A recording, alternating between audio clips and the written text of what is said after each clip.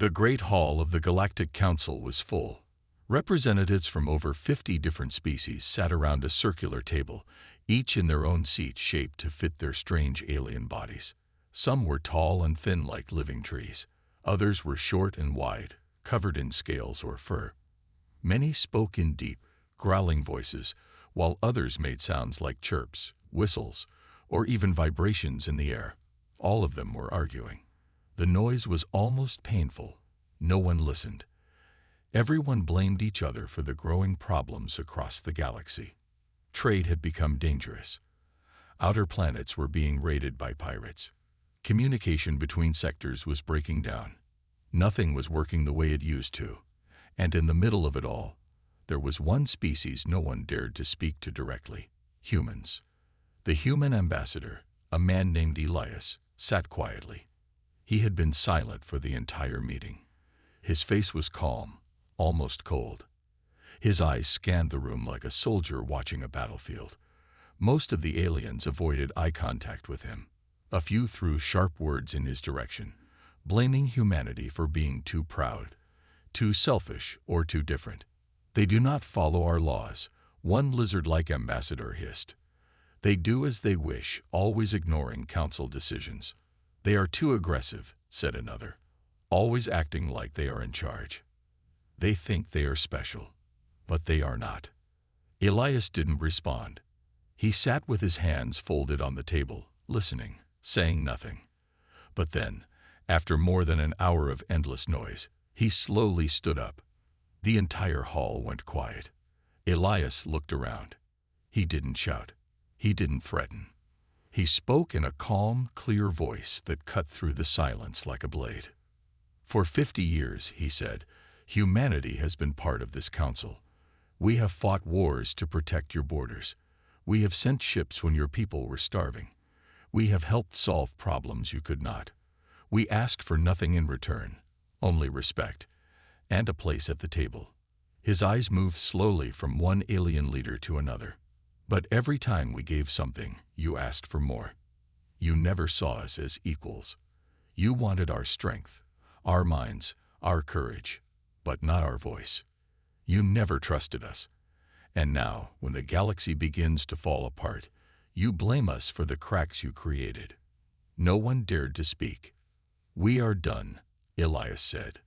The words hit harder than any weapon. He didn't explain further. He didn't negotiate. He simply turned and walked out of the hall. His footsteps echoed in the silence. Behind him, the other human delegates stood and followed. They didn't look back. The council chamber remained frozen. It felt like time had stopped. Even the air was still. A few ambassadors tried to call after the humans, but their voices sounded weak, like echoes in a cave. For a long moment, no one knew what to do. Then, slowly, quiet murmurs began to fill the room. Worry, confusion, fear. "They will return," one ambassador whispered, trying to convince herself. "They always do, but not this time." In the following days, every human ship vanished from council space. Human diplomats returned home. Human companies closed their trade routes. Human scientists, engineers, and peacekeepers, all gone. The galaxy felt the absence like a cold wind. Things began to shift almost immediately. In Sector 9, a massive supply convoy was ambushed. No human patrols came to save them. On the mining colony of Delcar, a disease outbreak spread unchecked. The human doctors who once volunteered there were already gone. On the council's border with the scary empire, a fleet of warships appeared, testing the council's strength, sensing weakness. The council tried to respond. They sent ships, but those ships were too slow, too divided. They lacked unity, the kind humans once gave them. The council tried to hold emergency meetings, but now, every conversation turned into a fight. The alien species that once feared humanity began to fear something worse: their own future. In a dark room on the homeworld of the Trellan species, an old ambassador named Varn sat alone. He had been in the council longer than anyone. He had seen empires rise and fall, And as he watched the news feeds, showing chaos spreading across once safe systems, he whispered to himself, "We pushed them too far. We forgot who they really are." Humans were different from other species. They came from a world that was harsh and wild. Their planet was full of danger, storms, predators, disease. But instead of hiding, humans learned to fight. They learned to survive. And they carried that spirit into the stars. When they joined the council, many saw them as primitive, too emotional, too loud. But over time, it was clear they were something else. They were builders, protectors, warriors when needed, but also thinkers. They adapted faster than anyone else. They united planets that couldn't even speak to each other before. And now, they were gone. Weeks passed. Council fleets stretched thin. Systems fell into chaos. Old rivalries returned. Species that once held back began acting bold and reckless. The only force holding the galaxy together was gone. And the cracks became deeper with every day. Back on Earth, humanity watched in silence. No statements were made. No ambassadors returned calls. Instead, they focused inward, building, researching, preparing. Some alien spies reported strange movements in human space. New ships, new weapons, but no one could confirm it. The humans had closed their borders completely. Some council members still believed humans would come back. They said things would return to normal. But others weren't so sure. One report from the edge of council space told a strange story. A pirate fleet attacked a small outpost, expecting an easy victory. But something happened. Something powerful. The entire fleet vanished, and no wreckage was found. Just strange energy readings. Readings no one could explain. A rumor began to spread. "They're still watching," someone said. "They haven't abandoned us. They're just waiting." Waiting for what? No one knew. But one thing was clear. The day humanity walked away, the galaxy began to fall apart. And deep in the cold silence of space, something was changing. Something only humans understood. Something that no one could stop. The real question was no longer why they left. It was what they would do next. It had been 3 weeks since humanity left the Galactic Council. At first, most of the council members believed things would stay the same. A few thought humans were just being emotional, that they would come back once things calmed down. But they were wrong. The cracks started small. A merchant fleet in Sector 12 went missing. It was a human-led convoy, transporting food and supplies to a trade hub. Without humans there to protect it, pirates attacked and stole everything. The council sent a patrol ship too late. By the time it arrived, the hub had fallen into chaos. Starving colonists were already leaving the system. Then came the communication problems. Human engineers had designed many of the galaxy's long-range relay stations. They were complex, fast, and nearly impossible to hack. But now that humans were gone, no one knew how to maintain them. Signals became delayed. Some systems went completely dark. Messages sent to border worlds never arrived. Warnings went unheard. In a council meeting, the tension rose quickly. "We need help," shouted a fish-like ambassador from the Pelori race. "My people are losing contact with 3 colonies. The humans built those relays," barked a 4-armed insectoid leader. "Now they're breaking. This is their fault." "But they're gone," someone whispered. "They're not coming back." The council tried to hire replacements. Alien scientists and technicians were sent to fix what the humans had left behind. But most didn't understand the systems. Some even made things worse. The technology had been simple for humans, but for the rest of the galaxy, it was too advanced, too strange. Like magic no one else could cast. Out in deep space, more pirate groups began to grow. Before, human fleets had kept them in check. But now, without that threat, they became bolder. Ships were attacked in open space. Space stations were looted. No one felt safe. In Sector 3, a group of merchant ships sent a distress signal. The council dispatched a fleet, 10 ships from 5 different species, but they argued over command. No one trusted each other. Each captain followed their own rules. When they arrived at the merchant's last known location, it was already too late. The pirates had destroyed everything and left nothing behind. Back on the planet Arvenis, a peaceful world known for science and art, riots broke out. The economy was collapsing without human trade. Black markets replaced official trade routes. Food shortages began. For the first time in over a century, violence returned to the streets. Arvenis had once been called the cultural heart of the galaxy. Now it looked more like a war zone. A growing fear spread through the council. And with it, a question no one wanted to ask out loud. What if humanity had been holding everything together? In secret, a few council members began to meet. They spoke quietly, away from official cameras and listening devices. One of them was a gray-skinned elder from the Terror species, known for his wisdom. His name was Kaltor. They warned us, Kaltor said, his voice tired. They told us they were tired of being treated like tools. We didn't listen. A younger ambassador leaned forward. Do you think they planned this? Did they know what would happen if they left? No, Kaltor replied. They didn't plan it, but they understood the risks. They just stopped caring.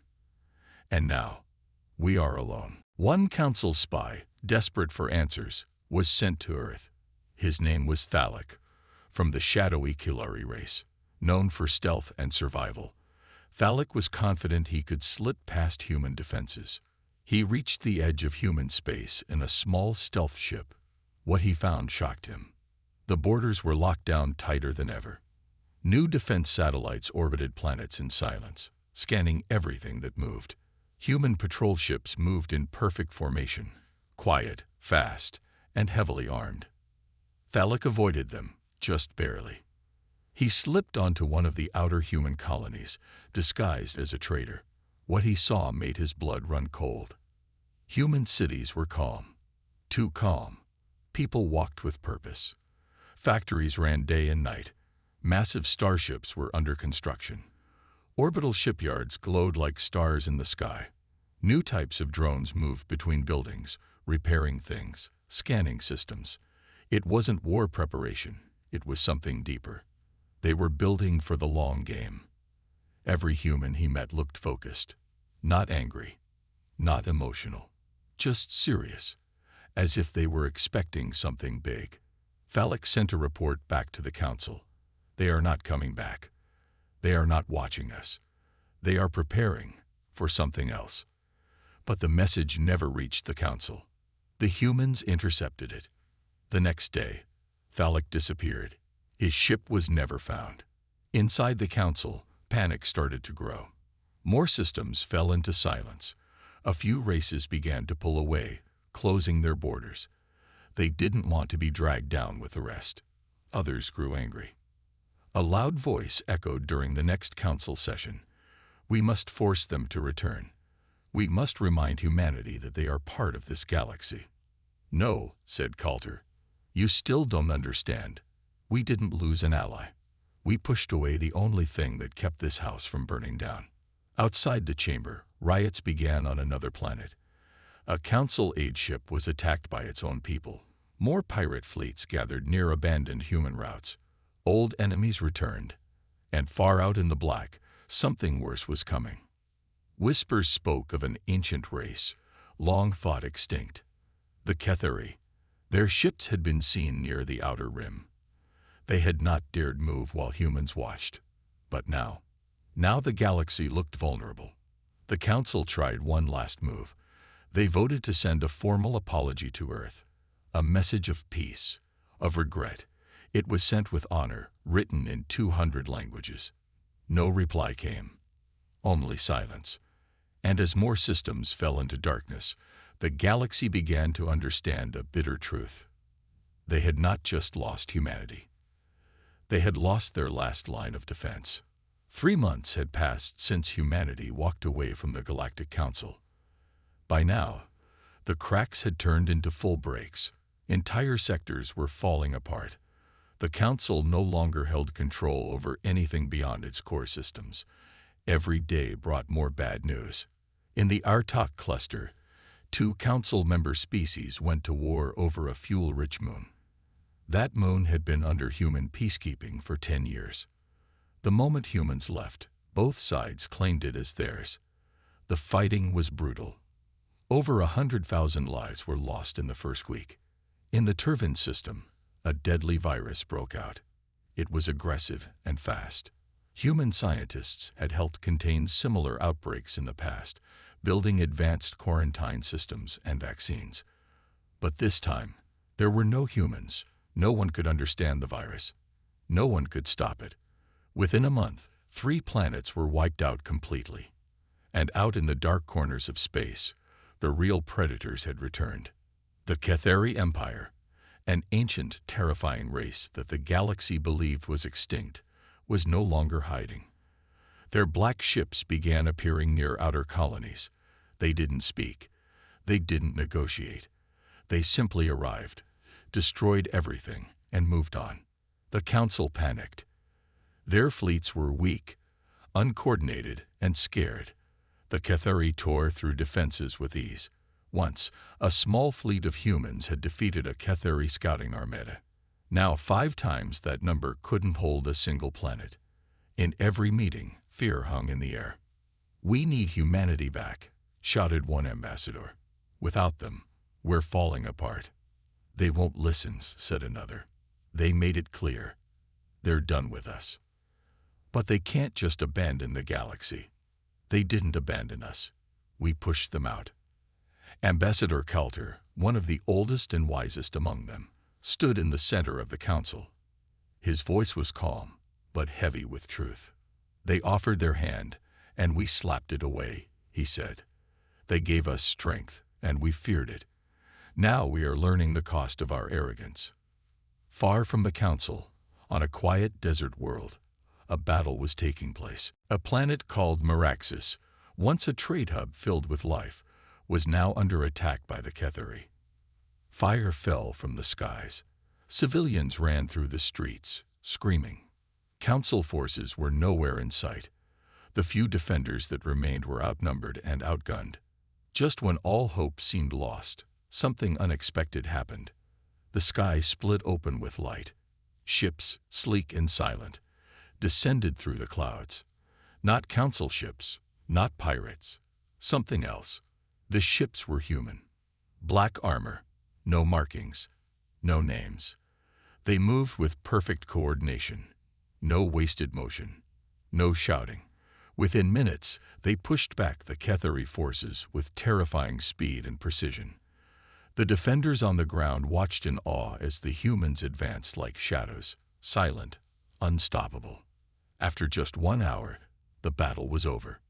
The Cathari were gone. Not one left alive.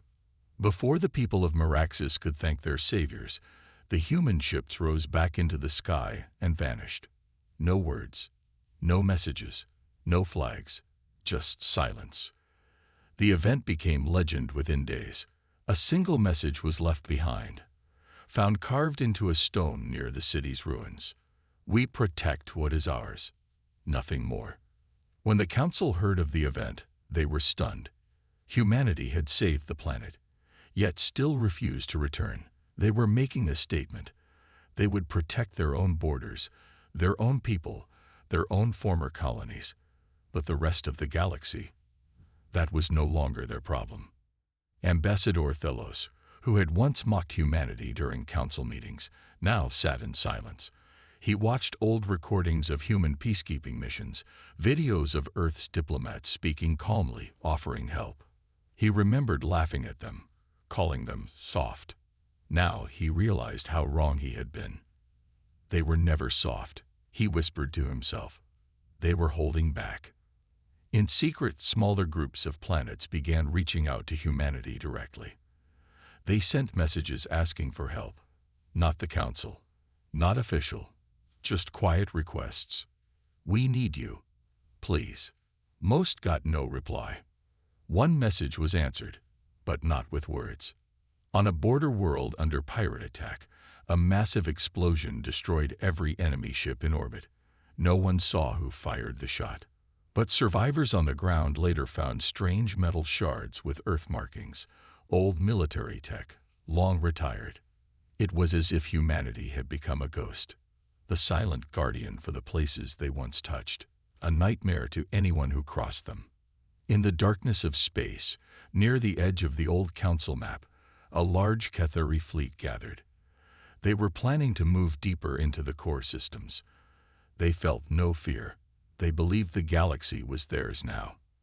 But as they prepared, one of their scouts picked up something. A signal. It was human. Not a voice. Not a message. Just music. A calm, slow piano song. Then the signal changed. A single human voice came through, low and quiet. "Turn around. This is your only warning." The Cathari laughed. They moved forward. They didn't make it 10 minutes. The entire fleet was erased. No survivors. No wreckage. Just emptiness. The council received a recording of the event. They watched the footage in horror as human stealth ships, invisible to radar, moved like shadows across the Cathari vessels, destroying them one by one. It was no longer a question of power. Humanity had become something else. Something untouchable. Something terrifying. The council members sat in silence after the video ended. No one spoke. No one blinked. Kelter stood slowly. "This," he said, "is the price of arrogance. We called them dangerous. We called them wild. And now we beg for their help while hiding from the monsters they once held back." Across the galaxy, one fact had become clear. Humanity was never just another species. They were the balance. They were the storm. And now that they had walked away, the galaxy had no shield left. The galaxy was burning. War spread like wildfire. Sectors that were once peaceful now fought bitterly. Pirates had taken control of entire trade routes. Systems that once thrived now lay in ruin. The council was powerless to stop it. News came in daily. New outbreaks of chaos. New systems falling under Cathari control. Entire fleets destroyed in minutes. Civilizations collapsing one by one. The council, once the ruling power in the galaxy, now sat like an old, decaying monument, watching as everything they had built fell apart. And then, in the middle of it all, a last-ditch hope was born. A secret meeting was called by the council's most powerful members. The galaxy's elite, those who had the power to make the big decisions, gathered in the most secure chamber on the central council planet. The room was small, with dark walls and no windows. It was a place where the highest stakes decisions were made. Kelter, the gray-skinned elder, had been invited. He wasn't a leader of any species, but his wisdom was unmatched. He was one of the few who understood the situation more than anyone else. "We need them back," said Thalos, a young council member, his voice shaky. "We have no choice. The Cathari are unstoppable. The pirates are growing bolder every day. We can't survive much longer." Kelter's face was hard, eyes distant. He had seen this before. The panic, the desperation. But he also understood one thing that the others didn't. The humans had already made their choice. "Sending a message won't do anything," Kelter said, his voice quiet but firm. "The humans have their own path now. They protect their own, and nothing more. We need to understand that. But they can't just turn their backs on us." A voice shouted from across the table. It was a young ambassador from a race called the Velshi, humanoid but with reptilian skin. She had been one of the first to push humanity out of the council, and now she looked frightened. "You don't understand," Kelter continued, shaking his head slowly. "They never turned their backs. You just didn't see it. They saw what we were becoming. Weak, divided, incapable of protecting ourselves. They warned us. They asked for change. And we ignored them." A silence fell over the room. No one wanted to hear that truth. No one wanted to admit that they had made a grave mistake. "What do we do then?" the Velshi ambassador asked, her voice quieter now, as if all her anger had been drained. "We send them one last message," Coulter said, turning his gaze towards the others. "A message of true humility. No demands, no threats, just an honest plea. But this time, we do it differently. We have to give them something we never offered before. Respect. Respect." The Velshi scoffed. "That's it?" "Yes," Coulter replied. "Respect. They've earned it. But even then, don't expect them to come back. The galaxy may be in chaos, but they've seen worse. They've been through worse. And they're not coming to save us this time." Still, the Council had no other choice. They needed humanity, no matter what it took. They needed humanity's strength, their technology, and their warriors. Without them, the galaxy would fall into total ruin. A plan was formed. The message would be sent through every available channel, encrypted and broadcast to every corner of space. The message wasn't going to be sent with the usual arrogance. It wasn't going to be a plea for aid, but a request. A request for an alliance, for peace, for a chance to rebuild what had been broken. And so, the signal was broadcast. The galaxy waited. Days passed. Weeks. Nothing. The silence was deafening. The galaxy's problems worsened by the minute. The Ketheri moved closer to the core worlds. Pirates continued to raid every corner of the galaxy. Entire fleets were wiped out, and the Council's military presence was dwindling. And then, on the 33rd day of silence, it happened. A single message came through. The Council scrambled to receive it. Every leader, every ambassador, watched the screen with bated breath. What would it be? An acknowledgement? A refusal? Or maybe, just maybe, a sign of hope? The message came through as a simple text. There were no words of comfort. There were no promises. "We warned you. Stay out of our way, and we'll stay out of yours." The Council froze. The message wasn't a refusal. It wasn't a rejection. It was a warning. Humanity wasn't coming to save the galaxy. Humanity wasn't coming to fix the mess the Council had made. But they were watching. And if the galaxy didn't change, if it continued to spiral into chaos, humanity would be ready. The galaxy had no answer for that. The message ended. And so, the galaxy stood at a crossroads. The Council, weakened and divided, had no way to stop the Ketheri, no way to bring order back. Their only hope, the only power that could stand between them and destruction, was humanity. And humanity had spoken. They had chosen to protect only themselves. And the galaxy had to face the consequences of its own arrogance.